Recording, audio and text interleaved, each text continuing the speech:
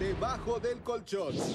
Conventos, baños, excavaciones y bóvedas. El dinero más oscuro de los últimos tiempos aparece en lugares insospechados. ¿Cómo llega hasta ahí la plata?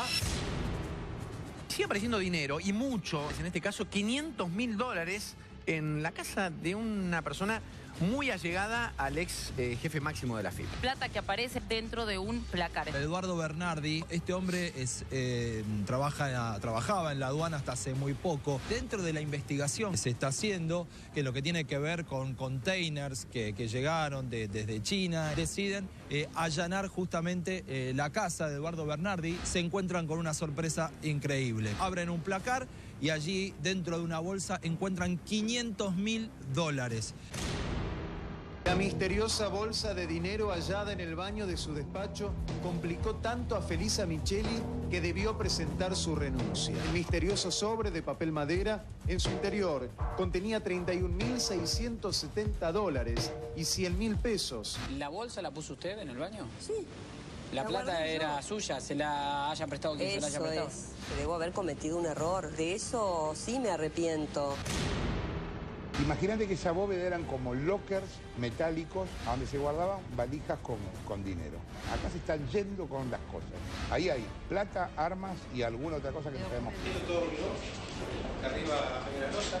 ¿Cuántos años tiene más o menos esta cháchara? 8 años. La verdad que no pensé que íbamos a encontrarnos de esta manera. El lugar que hoy... Esto es algo que mis abogados no estaban de acuerdo, pero yo creo que nos hemos ido un poco a la mierda con todo lo que ha pasado. Secuestramos en el día de la fecha un bolso que tiene restos de tierra y está todo posiblemente relacionado. Empezamos a hacer algún tipo de excavación.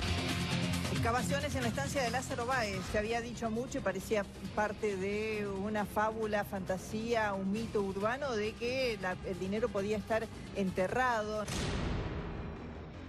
La detención sucedía en horas de la madrugada del ex secretario de Obra Pública y número 2 del ex ministro Julio De Vido, José López, detenido en General Rodríguez en momentos en que intentaba ocultar varios millones de dólares en un monasterio.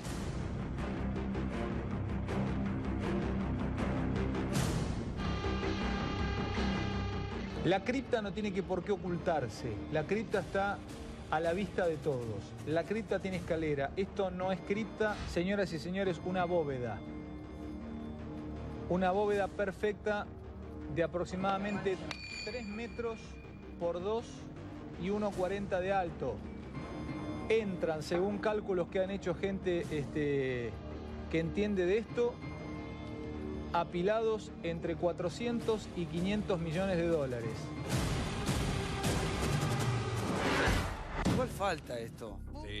Falta mucho. Ahí había un caso, ahí había uno de los casos que se desarrolló poco, alguna vez lo hablamos acá, el caso de Eduardo Bernardi, este hombre de la aduana, muy cercano a Ricardo Echegaray, una persona muy protegida últimamente. Por suerte se fue. Sí, que se fue de la GN, que se quedaba con un 5% de coima para que se den las importaciones de determinadas cosas, chucherías, computadoras, teléfonos desde China. Aparecía en un Excel con el nombre de Peckerman todo el tiempo. O sea, Peckerman, y al lado una columnita decía 5%, 5%. Fueron a la casa y le encontraron $500.000. Caja chica. Lo que se repite acá en el informe es el uso del efectivo. A ver, el economista Juan Burr, ¿cómo te va? ¿Bien? ¿Todo bien? Gracias por estar con nosotros. ¿Qué pasa con la plata que se puede robar tanto? ¿De qué manera? ¿Cuál es la metodología? Pero hay tanto. Sí, hay tanto, dice, sí. Pero ¿cuál es la más usada? Porque uno siempre piensa, bueno, corrupción en un gobierno es sinónimo prácticamente de obra pública, ¿no? ¿Dónde están los sobreprecios? Lo que me parece que estamos viendo es la página de policiales, o sea, estamos viendo los hechos policiales, pero esto mismo tiene se corresponde con, digamos, el contexto que permite robar. Ese contexto, digamos, de corrupción no es producto de que los argentinos sean más corruptos que los uruguayos o que los brasileños. De hecho, los brasileños también tienen muchos escándalos. Pero la pregunta es, ¿qué es lo común en un país, entre los países que tienen tanta corrupción? Y lo común es, o tienen un Estado enorme que, digamos, trata de meterse en muchas actividades de manera discrecional.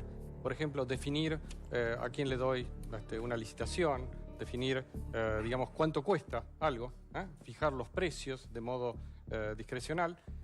o mecanismos directamente de asignación de la política de favores. Generalmente el tema es un enorme poder de parte del Estado que le da una discrecionalidad enorme a los funcionarios para quedarse con vueltos. En última instancia, a mí me parece que todo lo que estamos viendo es que se están viendo los vueltos de un proceso muy grande. En realidad, ni los 9 millones de dólares ni los 500.000 dólares son números relevantes respecto de lo que eventualmente puede haber en materia de robo. Entonces, lo que estamos viendo es la página de policiales, que es un pedacito. Sí, es la punta del iceberg. Ahora, yo recién decía todos los partidos políticos, bueno, no todos obviamente, pero la política ha funcionado en los últimos 30 años, a veces más, a veces menos, pero es como que en el ADN está la corrupción, Mónica. Sí, me parece que también hay que pensar en otra cosa. Yo he sentido a mucha gente justificar el robar para la política, para poder retener el poder, para seguir adentro del poder. Hay gente de la más convencida que cree que eso no es un robo y que hablar de corrupción en estos términos es casi una cosa, no sé, no encuentro la palabra exacta que ponerle, que está justificado.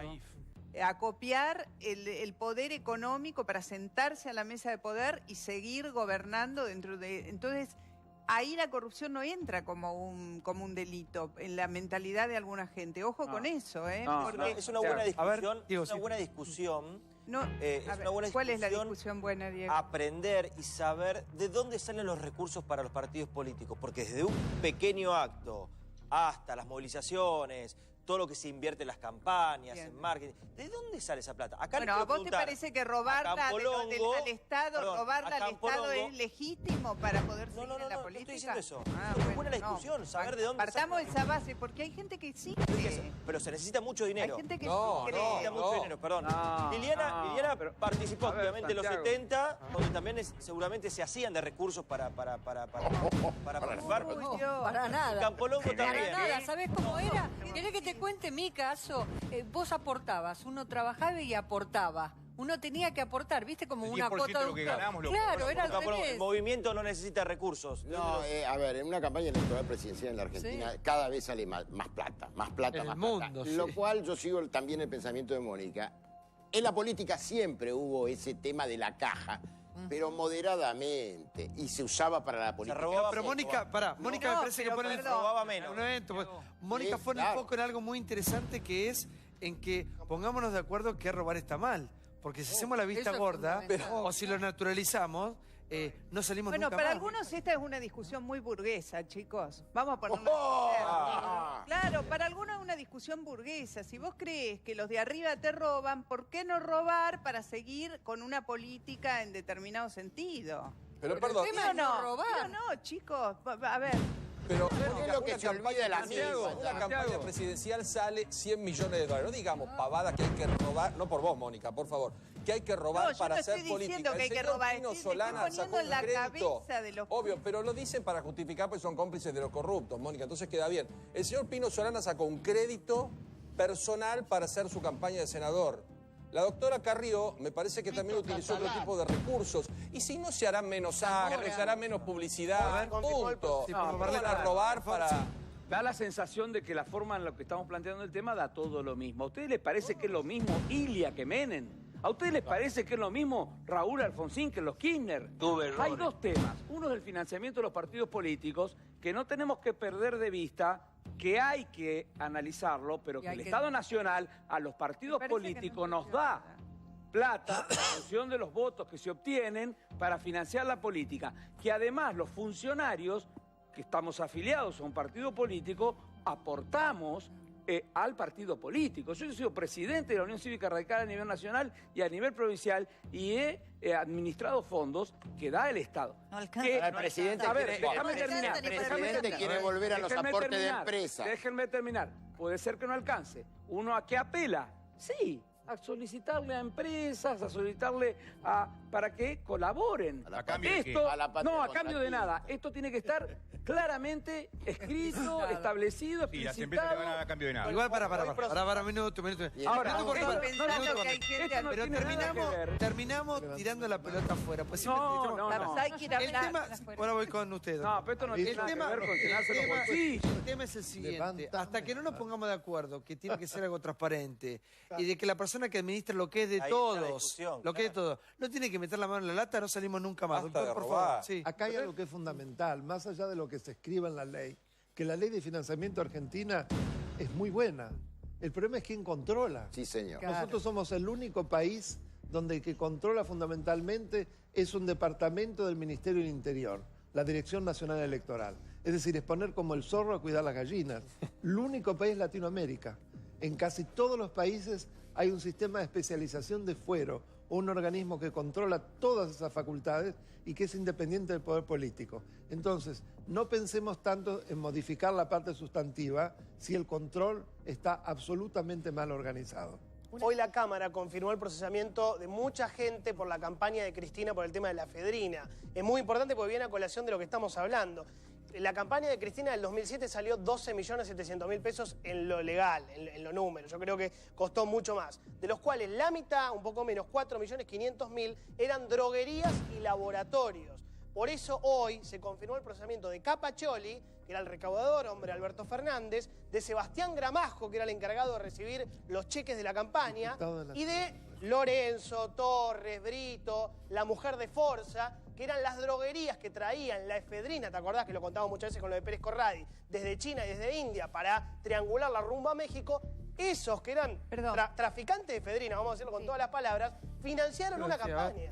No, mire, tiene razón. Yo quería recordar justamente esto, que cuando uno dice las empresas también hay que clarificar y tener esto que dice del control. ¿Qué empresas? Porque si vamos a todo viene bien, que la efedrina banque las campañas políticas, entonces ¿dónde vamos a ir a parar? Y quiero retomar lo que dijo Mónica, porque yo le entendí a ella lo que ella quiere decir.